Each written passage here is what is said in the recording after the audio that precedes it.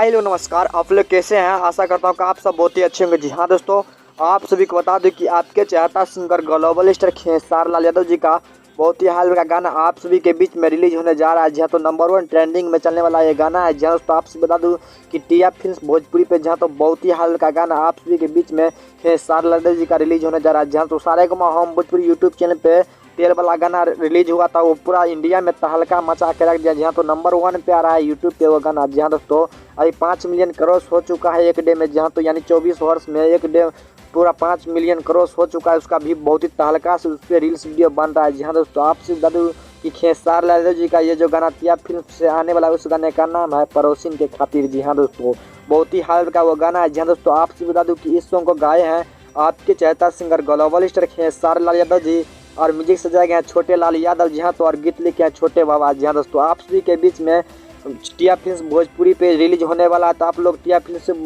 भोजपुरी पे जाके मोबाइल को रेफरेंस करते रहिएगा, क्योंकि आपके पास आपके यूट्यूब ऐप में कभी भी ये सॉन्ग आ सकता है। जी हाँ दोस्तों, तो मिलते हैं वीडियो अपडेट साथ, तब तक के लव यू ब्रदर, अपना ख्याल रखना। Love you brother.